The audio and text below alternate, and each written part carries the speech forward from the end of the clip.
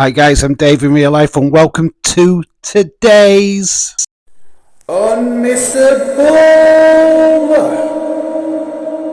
We saw on Monday Night Raw this week the final testament taking on the Wyatt Sick6. Yeah, honestly, this match was quite a good little matchup. Lots of stuff went off in this. I mean, honestly, even now I have just got the image of Nikki surprising Scarlett. I think this was the best part of the match, to be honest. Just look at Scarlett's face. It's so good. And that fan in the back is just absolutely loving it. But yeah, other than that, this was a stereotypical Wyatt Sick6 match, to be fair. There was nothing that we haven't seen from them already with the American Made feud. But yeah, I think there's a lot of points here what got a few fans, well, nearly all the fan base, to be quite honest with you, the Fireflies, confused or frustrated, if you will. And yeah, this match, which a lot of people thought should have been main event of the show, I never actually thought that. Obviously, Raquel and Rhea Ripley was always main event in my eyes. The fact that this match went first, was the first match on Monday Night Raw, was a bit surprising. I thought they might have saved this for the second hour. But well, we went with it first. Obviously, people started to complain about the time of the match. Yes, it didn't really have a long run time, which obviously has angered a few fans because obviously we haven't seen the Wyatt Sick6 for several weeks now. And, you know, finally we get them in a match and they don't have long. It's, yeah, I know. But this is an episode of Monday Night Raw. This is not a PLE. I would have been more annoyed if this was a PLE match and we'd only had like 4 or 5 minutes to enjoy the Wyatt Sick6. Yeah, this is, like I said, this is just a random episode of Monday Night Raw. I ain't too bothered about the runtime. I feel that sometimes these kinds of matches can overrun. We get too much of a good thing, and then it'll ruin it for the big payoff. I mean, that's what we're building to here. So, yeah, a lot of people were unhappy of the result of this match. Obviously, the Wyatt Sick6 lost. Paul Eller-Win coming out of nowhere to dust or throw salt in the eyes of Uncle Howdy. Also angered a lot of people as well, saying that how easy it was to beat the Wyatt Sick6 and to pin Uncle Howdy. I mean, I don't know why people are so angry at this. They are just wrestlers, right? They are normal human beings. Salt in your eyes would affect anyone and could cause you confusion and then allow yourself to be pinned. So I'm not down on this whatsoever. I mean, I think this is just story building. We are going to have a bigger feud now. And maybe, hopefully, we get the payoff at a PLE in the future, maybe Royal Rumble. So, yeah, I'm happy as long as they keep this feud going for a little while. I want it to go in quite a few directions, to be honest. We will get to that at the end of this video. But, yeah, I'm not down on this whatsoever. The final testament actually picking up the victory with help of Paul Eller-Win makes sense. I mean, this is one of the many wars. I mean, that does technically make the final testament and carry him across 2-0 up over the Wyatt Sick6.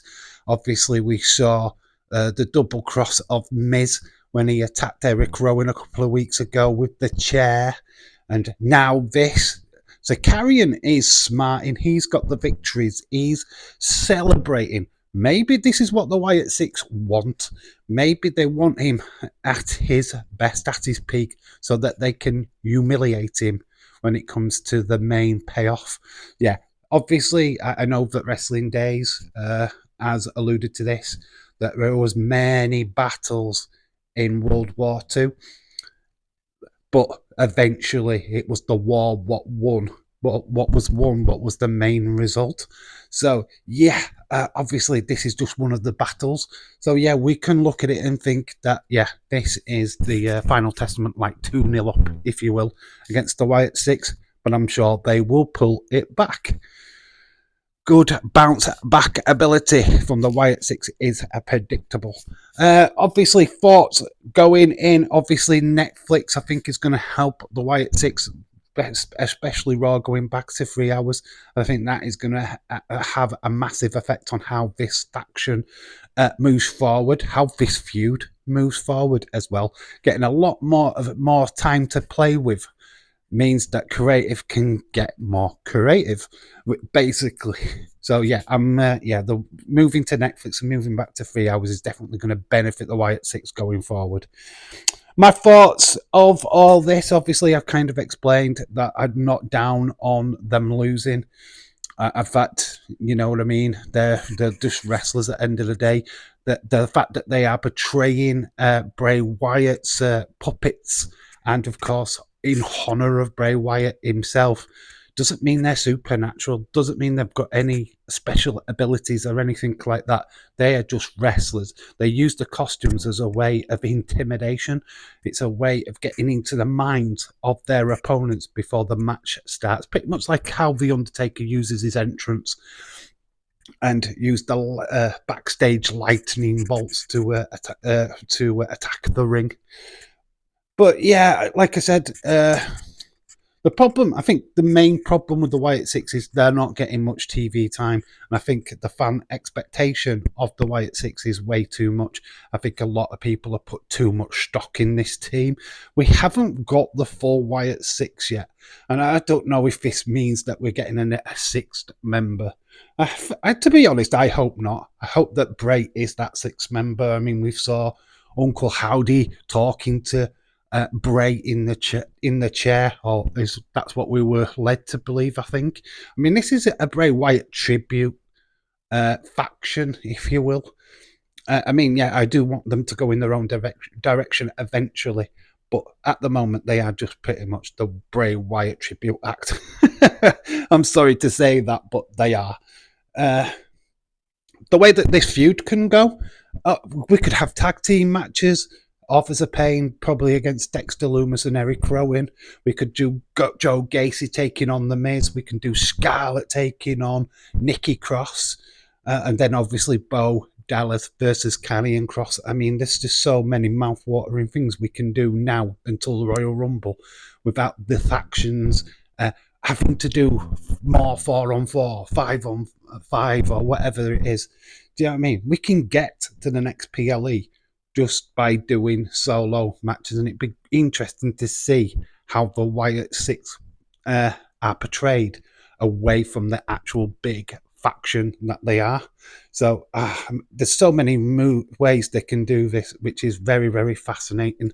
And I think it's going to be a very interesting time going into 2025, and I'm so interested to see how Netflix is going to be a massive influence on the Wyatt Six going forward. So, yep, this is only a blip in the road. Don't think that this is going to be the downward spiral of the Wyatt Six, because I think we are only just beginning. I mean, obviously the main thread of this is that, and I've just thought of this as I'm recording, is that you peaked. I think they've already peaked. And I think it's going to be hard to get back up to that peak. I mean, their debut was spectacular. They destroyed everyone backstage. I mean, it was just a visual experience that I just don't think they'll ever get back. And I think it's hard for some faction of any ilk to come back from such a high peak. So when you peak so big, I do think that Wyatt Six are going to struggle to get back to that hype again. I mean, obviously it came after the QR codes, the Nightbird campaign, which was a ride. Let's put it that way. I don't think we'll ever get back to that. Well, I hope we don't go back to that, because I don't want more QR codes. I want to see in-ring promos now. I want to get these guys on TV each and every week. I want more of the Wyatt Six. I don't want them in spits and spats, because it's just no good. I mean, if you're going to do it right, let's do it now. Let's get them on TV. We've got opportunities to use them in solo matches and tag matches. Let's do it. Scarlett can wrestle, so that match against Nikki Cross is feasible. So what we're waiting for. why are we waiting for Netflix? We could be doing this stuff for now. So hopefully this opens the door for a better feud.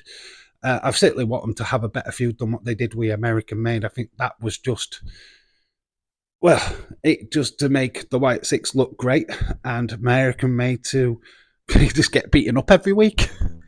So yeah, I've got my doubts and I've got my anticipation. Let me know what you thought of last night's Raw. Did you think this was good for the Wyatt Six, or are you upset? Are you crying into your pillows? It's not fair, they've been buried.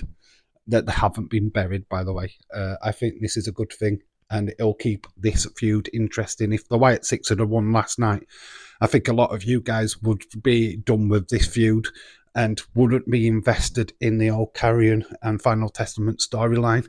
So, yeah, for me, this works and works great for both factions going forward. This needs to be concluded on a PLE. Maybe a match at the Royal Rumble is the first PLE appearance of the Wyatt Six. So yeah, like I said, let me know what you thought of all this in the comment section below. And I've been Dave in real life. You guys have been awesome. Until the next time, bye for now.